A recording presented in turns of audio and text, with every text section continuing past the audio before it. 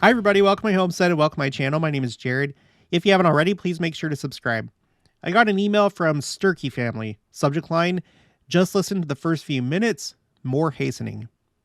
Okay, so we are going to be talking about the concept of the Lord hastening his work. I collect these quotes. I collect any quote that I feel has to do with the second coming or preparing for the second coming. And I'm going to share some additional hastening quotes with you. And then I don't know when it was. It seems like it was within the last week or two. I did a video talking about the hastening, and there were a couple comments that were questioning, why is the Lord hastening his work? Like, what does that mean? Does it mean that the plan has changed? And so now we're hurrying up, or, the second coming? Does it mean that we're trying to make the second coming happen sooner? And the answer is no. The time for the second coming is set. We're going to go over a couple of quotes that talk about that, how it's a fixed time. So what does it mean? Why hastening? So I have some thoughts. I have some quotes to share with you, and hopefully it'll make sense. So, all right. In the email, hey Jared, Feliz Natal from Brazil. And then they provide the link for a YouTube video, and Feliz Natal to you guys. So this YouTube video is an Ensign College devotional talk by Darren Butterfield. And thankfully, at the time that I'm making this video, the transcription is out, because if it wasn't, I would have to go through and transcribe it myself, which is a pain. Okay, but who is this? Okay, Darren Butterfield. You can pause and you can read this. It's his bio, but currently he is Learning Management System Director and adjunct professor of Ensign College. If you're new to the church, Ensign College is a church-owned college. It used to be called LDS Business College, but that's who we're hearing from. So at the very beginning of the talk, he says, recently I read an article in the church news that exemplifies this concept beautifully. It was about a growing interest in what our church refers to as giving machines, quote unquote, which are part of the Light the World campaign that the church has been sponsoring for the past several years. All right, if you don't know what that is, let's go to Instagram. And this is the Kansas City Giving Machine account. It's the biggest one that I've found. Apparently each giving machine, or most of them, have an Instagram account, and this is the biggest one. It probably has to do with the Kansas City Chiefs, because they've been promoting it. But it's these like vending machines where instead of buying something for yourself, you're purchasing these items for those in need. Like, here are some of the cards, like diabetes testing kit, fresh produce, dental essentials. So if you have one near you, please go and give some of your money and help somebody else. They have them in Utah. They have them throughout the United States. Like, this is the Kansas City one, but a lot of the big cities, Las Vegas and places like that. And then it's all across the world too. So you may want to look up the nearest location to you. And then also, right now, if you don't mind, please follow me on Instagram. I put additional content on here. A lot of these quotes, like the ones that we're going to go over here, I'm going to put on Instagram. You can go to these story highlights that are categorized by these different second coming topics. And then there's, additional content. Like, you can see what my cat ranch that I currently have, now that we don't have cattle. It's been over a year, and the cats have basically taken over. And now we're herding cats. Okay, so let's go back to this. These vending machines provide essential goods and services such as food, clean water, shelter, medical supplies, farm equipment, livestock, educational supplies, transportation, and job training to people all around the world. What started out as one vending machine on Temple Square in 2017 that raised over $500,000 has blossomed 7 years later into 106 giving machines in 33 states and 13 countries, with over 1.5 million people donating more than $32 million worth of love globally. That's all of you here, right? Doesn't that warm your hearts, brothers and sisters? And here it is. Isn't it miraculous how quickly the Lord is hastening his work? So he's equating the expansion of all these giving machines with a hastening of the work. And that's something that wouldn't have immediately come to my mind. Usually we think about family history work, we think about missionary work and things like that, or things that the church may do to help streamline the church globally and prepare for large influxes of converts. And I don't know, but this may have to do with essentially missionary work. The point isn't, the point here is not explicitly for converts, but it does help people get to know the church. You know, they get to participate in this good work that the church is doing. And so maybe he's talking about it in that sense. Maybe this is, preparation for how things are going to be done in the millennium. It's not going to be the same as it is now. The law of consecration will be more fully implemented, and maybe this is kind of a sneak peek of what that might, one aspect of it in the future. I don't know. So let me know what you think in the comments below. Why would the giving machines be a hastening of the work? If anything, if I had to guess, I would say maybe it's because it helps to connect more people to the church. Like it raises awareness of the church. Both those that are giving and maybe those who are receiving. I don't know. But okay, so it's a really interesting quote, and I've gone ahead and I've put it on my spreadsheet called Quotes Second Coming.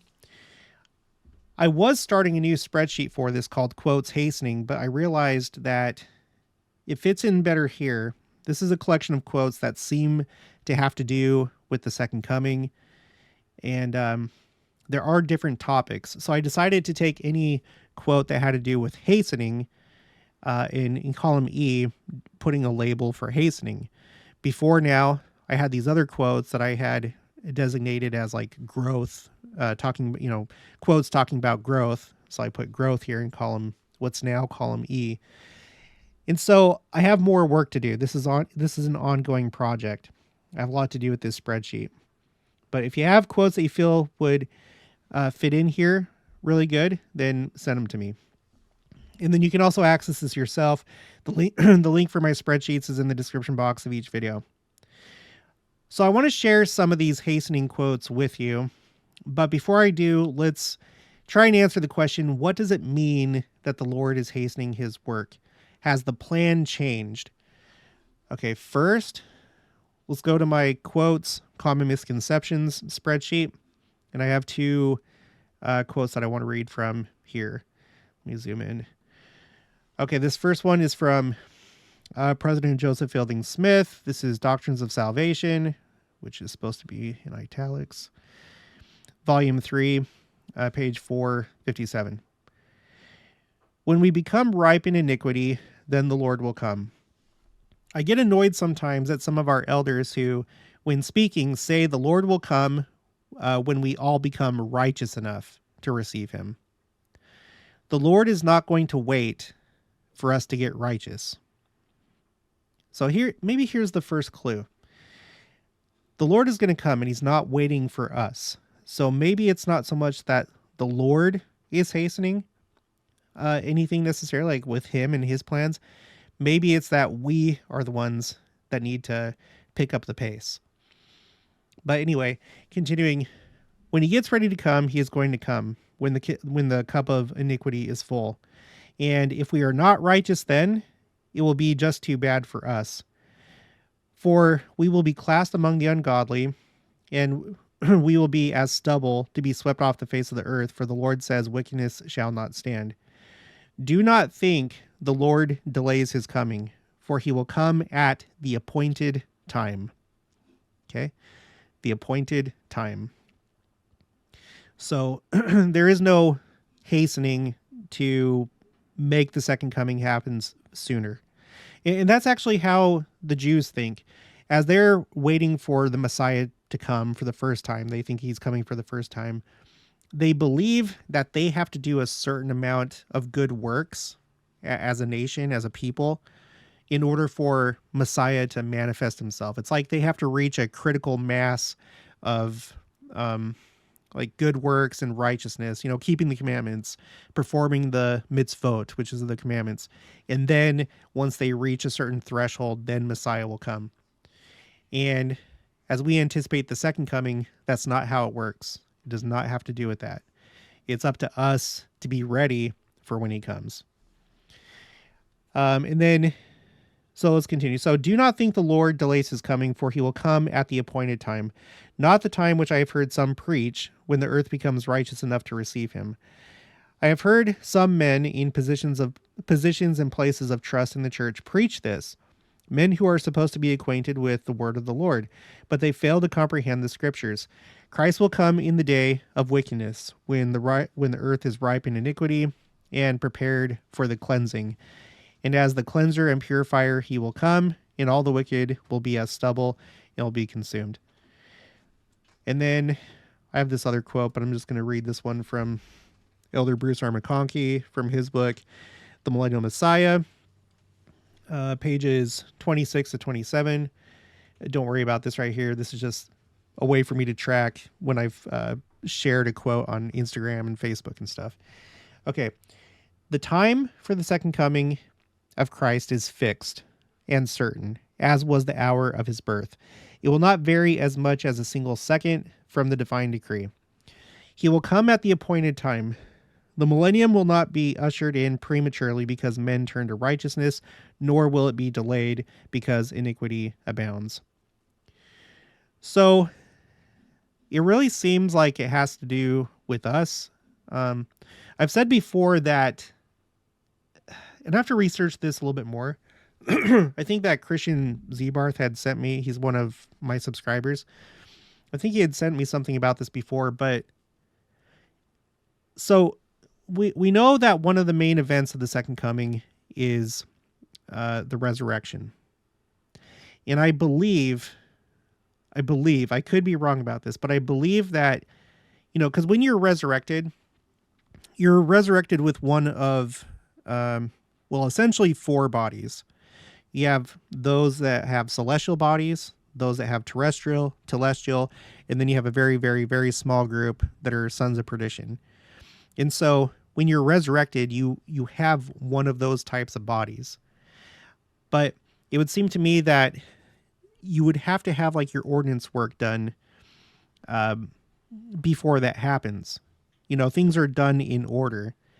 And so once you've accepted the ordinances, like say that you're in the spirit world, you didn't have a chance during mortality, but you're in the spirit world and you accept the ordinances, it would seem to me that requirement would have to be fulfilled first, and then you would be worthy and qualified to be resurrected with a celestial body. Does that make sense? Now, some people will say, well, yeah, but the thing is that they can do that work once they're resurrected. They'll have their bodies, they'll come here, and then maybe they'll be changed after that. I don't think so, because if we go to my spreadsheet called Quotes A through Z, we have this quote, which is again from President Joseph Fielding Smith, also from Doctrines of Salvation, Volume 2, page 178. Only mortals can perform temple ordinances. This comes up sometimes when we're talking about other things, where it's like when we're talking about all the temples that are being constructed and the large influx of members or people that are going to convert and join the church at the beginning of the millennium. Because Bradley R. Wilcox has talked about how, are we going to have enough missionaries? Are we going to have enough bishops and stake presidents and so on and so forth? And people have said, well, we're going to have all these resurrected beings. But yeah, we will. But only mortals can perform temple ordinances. And of course, other ordinances too. Will resurrected beings during the millennium actually take part in the endowment work of the temple along with mortal beings? The answer to this question is no. That is, they will not assist in performing the ordinances. Resurrected beings will assist in furnishing information which is not otherwise available, but mortals will have to do the ordinance work in the temples. Baptism, confirmation, ordination, endowment, and sealings all pertain to this mortal life. and are ordinances required of those who are in mortality. Provisions have been made for these ordinances to be performed vicariously for those who are worthy, but who died without the opportunity in this life to receive these ordinances in person. You can readily see that it would be inconsistent for a resurrected being to come and be baptized for the dead. The resurrected person has passed on to another sphere where the laws and blessings do not pertain to this mortal life. It is equally true of every other ordinance. If it were permissible for resurrected beings to come and to do work in the temples, then there would be no reason for us in this mortal life to act vicariously for them, for they would do it for themselves.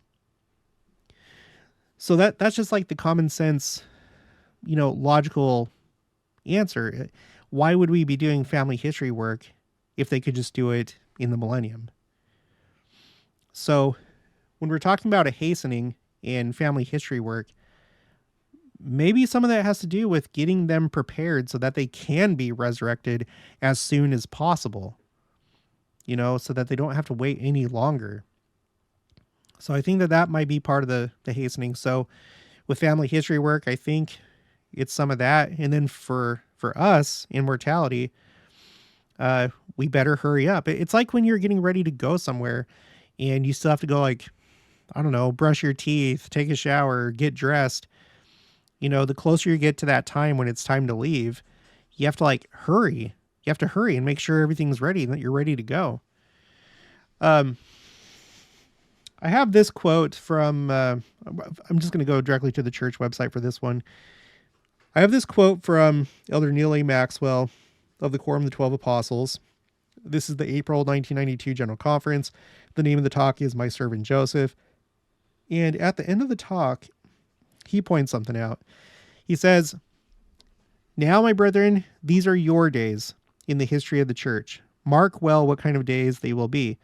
Days when, with special visibility, the Lord will make bare his holy arm in the eyes of all the nations. God will also hasten his work. He will also shorten, quote unquote, the last days for the elect's sake. Hence, there will be a compression of events." So there it is right there, I think. A compression of events. And a lot of that probably has to do with us. Like I said, the example of the clock is ticking. You're getting close to that time when you're supposed to leave the house. And so it's hurry up, do as much as you can because it's almost showtime. So let's hurry it up. And then maybe the way that the Lord has planned things, maybe there has to be kind of like a compression of events at the end. Like it says here, for the elect's sake. Those days will be shortened for the elect's sake, so that it's not something that would naturally just drag on for a while. Maybe the Lord manages it so it doesn't drag on for a long time. It's a short period of okay, here we go. And then all these things. And then, we're at the second coming. All right, now let's go back and we'll finish this up. Let's go back to my spreadsheet called quotes, second coming. I'm not going to read all of them that have to do with hastening, but I want to go to the first one that I have on here and maybe read a few. Okay, here it is. So the first one that I have on here is actually from, at the time, Elder Russell M. Nelson of the Quorum of the 12 Apostles. And I'm probably going to kind of skip through this, but he says, "The term latter day is an expression especially difficult for translators who labor in languages in which there is not a good equivalent term. Some translators may suggest last day.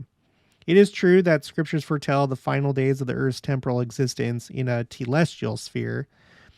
That means this 6,000-year period. The earth will then be renewed and receive its paradisiacal or terrestrial glory. Ultimately, the earth will become celestialized." That's after the millennium.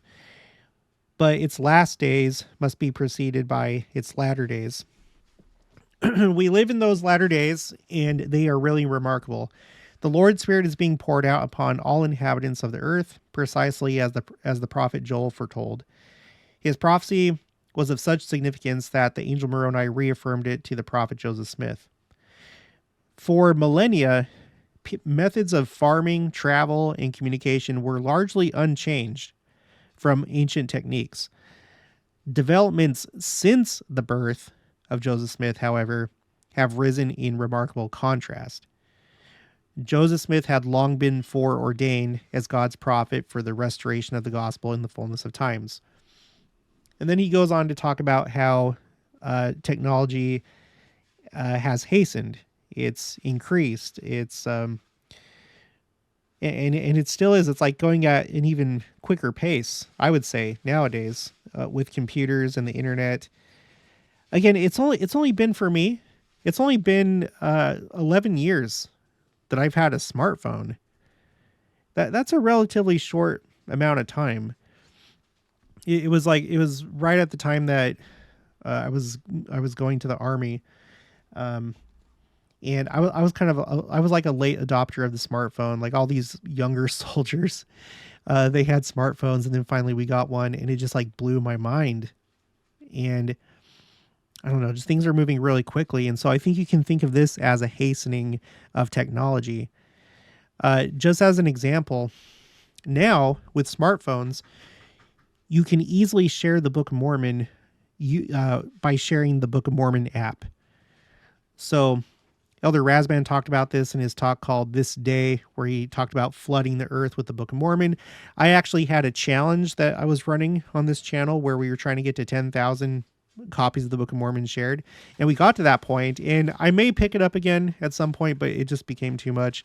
So I'm taking a break because I enter all of it manually, and it's a lot. But this is one way that the work is being hastened. So, in other words, if the Lord hadn't stepped in and provided us with more knowledge, because all knowledge comes from Him. So all this advancement in technology, I don't think it's because of us. I think it's because of Him. What's being suggested here is that if the last dispensation wasn't still for like another 1,000 years, we would probably still be, in the same state as maybe the 1700s, 1800s, but it seems like it's being done by the Lord. It's going quicker and quicker so that more and more people can be reached. And so we need to take advantage of technology to reach as many people as we can and get them ready before it's time, as many as possible. Later on, at the end, he quotes Doctrine and Covenants 88:73, "I will hasten my work in its time." And then Elder Nelson says, "And that time of hastening is now." Well, that was 1990, and things have gotten even quicker since that time. Okay, let's read just a few more. Where's the next one? Here it is. Okay, this is now, at the time that this was said, President Russell M. Nelson, president of the church. And this is a social media post, something that didn't exist in 1990, but now he's president of the church. November 1st, 2018. This was his first year as president of the church. "This is a global ministry. We are prophets for the whole world, to all of God's children, not just members of the church. So on this tour, we talk to people in 5 different countries. If there are 200 or more countries in this world, 5 is such a small drop in the bucket. We'll get around, but we'll still miss more than we'll touch. But we'll try. We won't give up just because it's a big job. We're just at the exponential phase of growth." So this is a hastening right here, because it's kind of like the snowball effect. I don't know if like a snowball would be considered exponential. If you know, can you put it in the comments below? Is like, if you take a snowball and you keep growing it, is that growth exponential? Well, we'll just use that as an example. As a snowball gets bigger and bigger, it starts to the growth starts to grow because it's bigger. It has more surface area. And so it's like picking up more and more snow as it gets bigger. It probably is exponential growth. So it's like, it's a hastening that comes from just simply the church getting bigger. You know what I mean? So this is a type of hastening. All right, continuing. It will continue, and it will continue. The Lord has said, I will hasten my work in its time, and he makes good on his promises. Okay, we'll skip the rest of that. You can go back and pause it and read if you want to read the rest of it. Let's just do, excuse me, let's just do one more. Oh, and it's President Nelson again. Talking again about the hastening of the work. Wow, he's talked about it quite a bit. This might have to become a new video where I track down every single time that President Nelson has talked about the hastening of the work. He talks about, let's see, for example, I know for sure that the Lord directs the affairs of his church. He said, I will show you that I am able to do mine own work. Yeah, so not everything is up to us. For example, the advancement of technology, like we can help by like going to the university and majoring in something having to do with science and technology, but ultimately the source comes from the Lord. So that would probably mostly fall into the category of his own work, as well as preparing the peoples of the world. One thing that we cover on this channel is what's going on in the Jewish world and what are they viewing that seems like signs of the coming of Messiah to them. Because I think it's the Lord preparing them. He's doing his own work. No missionaries needed in that case. He's preparing the Jews for the second coming. So, okay. Yeah, that'll be it. There are some other ones on here. And I have like a secondary topic. So this quote from last year has to do with missionary work. This one has to do with missionary work, family history. I've done videos about these ones recently. This interesting one about the church education system, where Elder D. Todd Christofferson and then Elder Clark G. Gilbert of the 70 were being interviewed by Sherry Dew for the Church News podcast. And they were talking about how the youth are, there's like an upwards trend in them enrolling in like seminary and institute and stuff like that, and how, I can't remember exactly what they said, but they basically said that there's a phenomenon going on, that there's, well, I'll just read this part. So this is Elder Clark G. Gilbert of the 70 that's saying this. He's quoting Elder Christofferson. There's something happening right now as we prepare for the return of the Savior. And you use the word, there's a quote unquote hastening happening.